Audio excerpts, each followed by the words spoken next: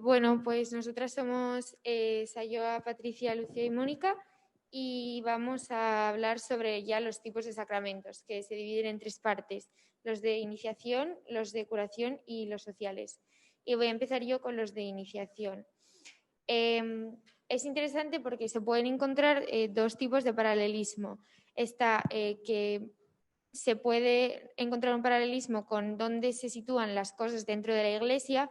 Por ejemplo, la pila de bautismo suele estar en la zona de la entrada y tiene sentido que el altar esté al fondo porque es donde se hace la Eucaristía y donde a medida que vas creciendo y madurando es como que llegas al altar. Y también se encuentra un paralelismo con la vida de la persona. El nacimiento tiene que ver con el bautismo, la confirmación con la madurez y el crecimiento personal y la Eucaristía con la necesidad de alimento, de continuidad de alimento. Bueno, en el Concilio de Trento se dijo esas palabras, lo que está en el simbolito gris, y lo explicaré más profundamente cuando hablemos de la Eucaristía. Bueno, el bautismo se habla del rito central del bautismo, que es sumergir en agua, y los corintios decían que el bautizado es sumergido en la muerte de Cristo y resucita con él como una nueva criatura. También se le llama baño de regeneración o renovación y renovación de espíritu o iluminación, porque se puede hablar de la persona bautizada como hijo de la luz. La materia, como han dicho nuestros compañeros de tema, son el agua y el aceite, y esto representa que la persona comienza a recibir al Espíritu. Y los efectos son que borra todo pecado, convierte al bautizado en hijo de Dios y templo de la Trinidad, en miembro de la Iglesia, en parte del pueblo sacerdotal, y también le confiere carácter sacramental y las virtudes teologales que son fe, esperanza y caridad. Luego, el ministro puede ser un sacerdote o un diácono o cualquier persona que puede no ser cristiana, pero si tiene la voluntad de hacer lo que hace la Iglesia, puede realizarlo. Y esta parte tiene mucho que ver con la pregunta de ¿es necesario el bautismo para la salvación? Sí, es necesario si se te ha presentado el Evangelio y has tenido la posibilidad de solicitarlo. Y luego hay dos tipos de bautismo dentro del bautismo en general, que son el bautismo de sangre, que es de aquella persona que muere en nombre de Cristo, por ejemplo, el caso de los mártires, y el bautismo de deseo, que es de quien desea recibir el sacramento y por cualquier motivo no ha podido. Suele ser el caso de bebés que han nacido fallecidos o abortos, y hay incluso oraciones especiales para este tipo de bautizos. Bueno, dentro de la confirmación, pues es el sacramento que confirma nuestra fe y la gracia bautismal. Y se hace especial hincapié en el espíritu. Esta es básicamente el efecto de la confirmación. El sujeto debe ser una persona que esté dispuesta a confirmarse en su fe y que haya sido bautizada previamente, porque no es un acto de iniciación, sino de reafirmación. Y el signo que se emplea es la unción con aceite y la imposición de manos, que en el caso de la Iglesia Latina es realizada por un obispo y en la Iglesia Oriental por un sacerdote. Y ahora vamos a hablar de la Eucaristía, que es un poco lo más largo. Se habla de la Eucaristía como el sacramento de los sacramentos, va unido como a una alimentación constante de la gracia de Dios. Y primero os quería leer lo que pone en el compendio, que es la Eucaristía es el sacrificio del mismo cuerpo y de la sangre del Señor Jesús, que Él instituyó para perpetuar en los siglos hasta su segunda venida, en el sacrificio de la cruz, confiando así a la Iglesia el memorial de su muerte y resurrección. Es signo de unidad, vínculo de caridad y banquete pascual, en el que se recibe a Cristo, el alma se llena de gracia y se nos da una prenda de la vida eterna.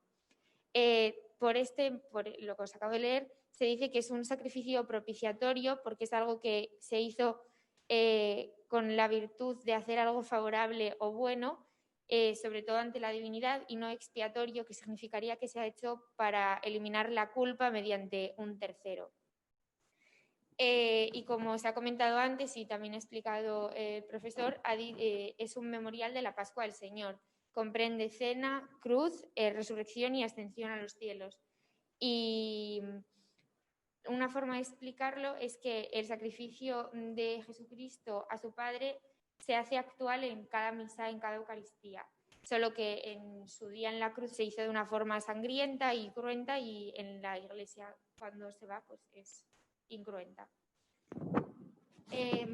También se dice que el sacrificio la Eucaristía es sacrificio de Cristo y sacrificio de la Iglesia.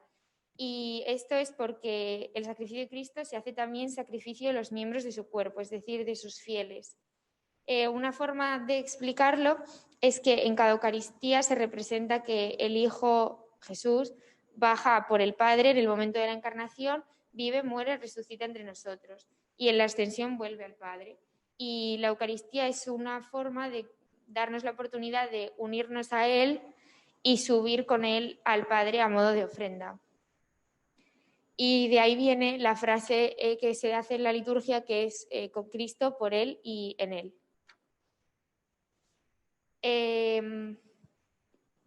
La Eucaristía es un sacramento de comunión, implica un sacramento de comunión, y esto significa, la frase que está en negrita se explica como cuanta más Eucaristía haya, más Iglesia hay. Y representa la máxima unión con Cristo, la máxima cristificación, y hay unas cuantas consecuencias y especificaciones sobre esto, y ya acabo mi parte, que son la comunión eclesial, que hace referencia a la unión entre los cristianos, y una frase que lo explica muy bien es: si el cemento, el aglutinante de los cristianos es el amor, la Eucaristía es el principal sacramento. Aparte, como han explicado también nuestros compañeros, el cuerpo y la sangre del Señor están presentes en materias como el pan y el vino. Esta conversión, la forma son las palabras de consagración, pero esta unión entre el pan y el cuerpo y la sangre y el vino se hace por medio del Espíritu y se le llama transubstanciación. Y podemos concluir que la Eucaristía es una presencia verdadera, real y sustancial de Jesucristo, y que es un sacramento para personas vivas. Tienes que estar en un estado de gracia y de confesión previa. En caso de ser consciente o tener en la conciencia un pecado mortal, es imposible realizar la comunión y debes solicitar poder recibir el sacramento de reconciliación. Y luego hay otras cosas que se tienen en cuenta, que es muy importante para una persona cristiana, que puede ser el espíritu de recogimiento, de oración, de rezar, y es importante la vestimenta y los gestos en un templo.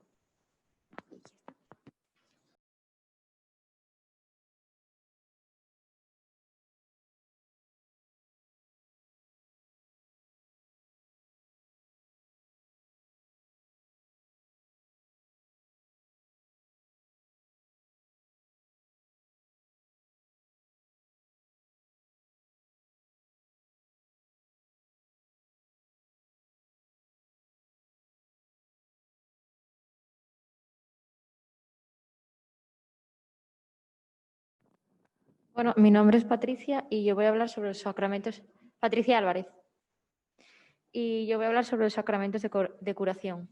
Como dice aquí, el que tiene boca se equivoca, y esto es una frase que utiliza el libro porque en la vida humana, aparte del nacimiento, del crecimiento y de la alimentación, existe la enfermedad y la muerte y el pecado y los propios errores. El humano tiende y tiene debilidad por los pecados.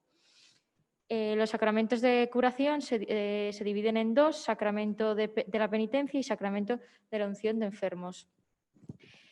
Por lo que he dicho antes de que nosotros tenemos una debilidad por pecar, necesitamos una continua limpieza y purificación. Cristo instauró los sacramentos porque la vida nueva que fue dada por Él, en los que los sacramentos de iniciación, como ya contó mi compañera, pueden debilitarse y perderse, pero siempre a causa del pecado. Entonces, el primero es la penitencia, que procura la curación del pecado. ¿Pero qué es el pecado? El pecado es un acto y un deseo contrario a la ley eterna, que, dicho de otra manera, sería la transgresión voluntaria a la ley de Dios. El pecado ha de ser un acto consciente y libre, y también puede ser grave, mortal o leve y venial. Y esto depende de cuánto nos aleja este pecado que hemos realizado de Dios. Dios vuelve a pronunciar las palabras de tus pecados te son perdonados, y por eso, como ya comentó el profesor, a este se le llama un segundo bautismo. Te limpia en cuerpo y alma. La materia de este sacramento son los pecados, por lo que el ser perdonado por el poder de Cristo hace que la persona reciba de nuevo la gracia de Dios. Es un sacramento de uso frecuente porque, como dije antes, la debilidad humana nos hace caer con frecuencia en el mal y en la enfermedad espiritual. Las siguientes partes, se compone el sacramento de las siguientes partes, que son la contrición, la confesión, la satisfacción y la absolución. La contrición es el arrepentimiento o dolor de los pecados, y tienes que tener también un deseo o una enmienda de eso que has errado. La confesión de tus propios pecados, que ha de ser secreta y personal. La satisfacción, que es incompleta por las propias culpas. Y la penitencia es recibida por un sacerdote. Y luego la absolución en nombre de Cristo. Luego está el otro sacramento, que es la unción de enfermos, obedeciendo a las palabras del Señor, curad a los enfermos, y a la recomendación del apóstol Santiago. Se crea por la Iglesia el sacramento para enfermos graves. Jesús imponía las manos sobre los enfermos y puede considerarse como precedente este gesto a lo que ahora hacen los sacerdotes. La Iglesia ha acompañado al cristiano desde su nacimiento, no lo abandona en ningún momento de la enfermedad o la muerte. Las características que ha de seguir esta unción de enfermos es que el ministro del sacramento es un obispo o cualquier sacerdote.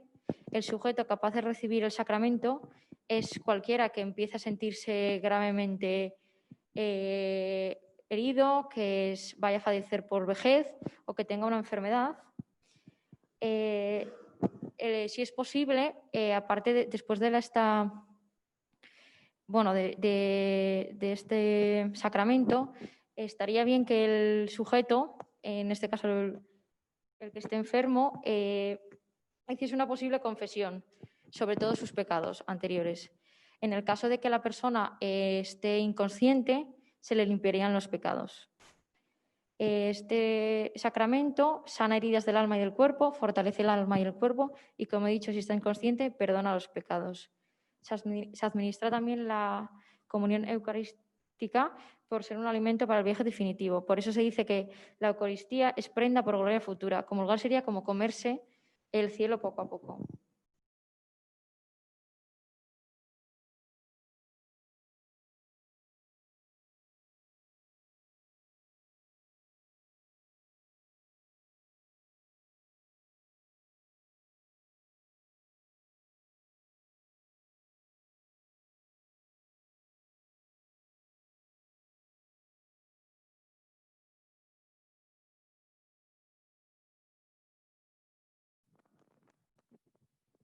Soy Lucía Irigoyen y voy a hablar de los sacramentos sociales.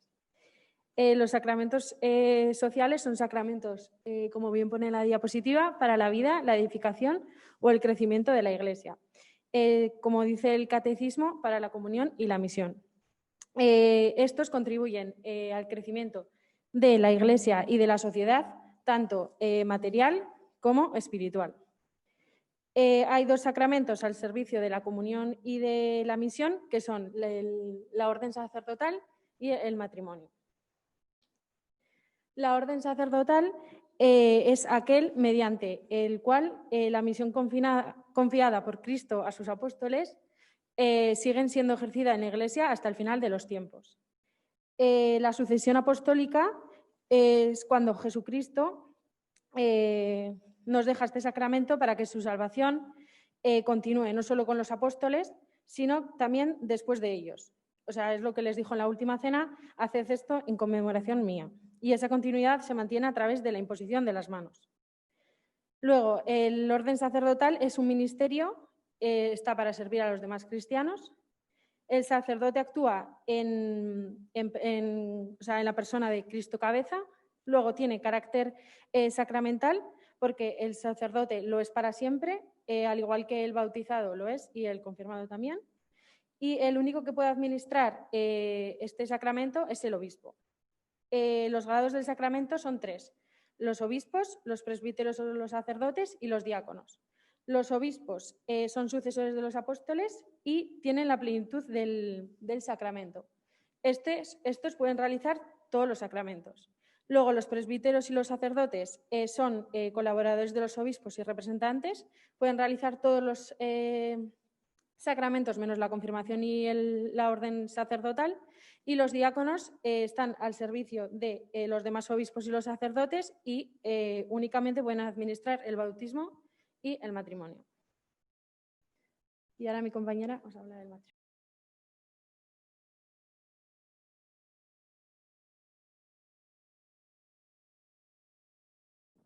Yo me llamo Mónica y os voy a hablar sobre el sacramento del matrimonio.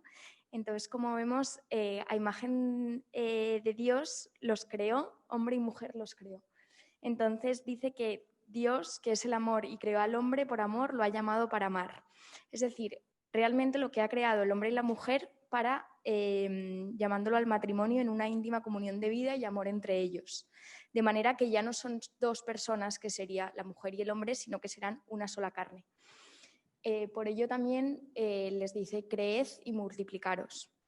Jesucristo instituyó este sacramento para bendecir el amor entre el hombre y la mujer. Aquí podemos ver las bodas de Caná. Es una y luego, entonces también les dijo: maridos, amad a vuestras mujeres como Cristo ama a la Iglesia. Por lo cual habría como 3 características, ¿no? La materia, que es el mutuo consentimiento entre los esposos desde el sí quiero. El sacerdote en el momento del matrimonio sería el testigo cualificado. Luego tendríamos los efectos, que sería convertir la unión en un sacramento, que sería realmente una cosa santa.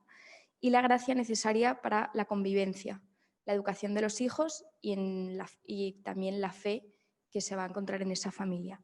Luego tendríamos las propiedades, que son con una para siempre, que sería, como hemos dicho antes, una sola persona. La unidad, ya no son 2, sino una sola carne. Luego la indisolubilidad, que es lo que Dios ha unido, que no lo separe nadie.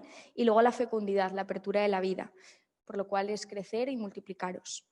Entonces, aquí tenemos que el matrimonio civil entre los bautizados no tiene valor como sacramento. Luego tenemos la nulidad, que es la declaración que afirma que no ha existido un vínculo previo. Luego tenemos la separación, que es la convivencia entre ambos es imposible, por lo cual se realiza la separación. Y luego tenemos el divorcio, que no está reconocido por la Iglesia. Por lo cual, la familia va a tener una gran importancia para los designios de Dios, por lo cual va a ser un hogar, que es la institución creada por Dios, una célula básica de la sociedad, donde la vida en familia es una iniciación de la vida en sociedad entre el hombre y la mujer, y luego Dios en familia, y luego la iglesia doméstica, que va a ser la propia fe de la familia. Y ya estaría. Mónica Plaza.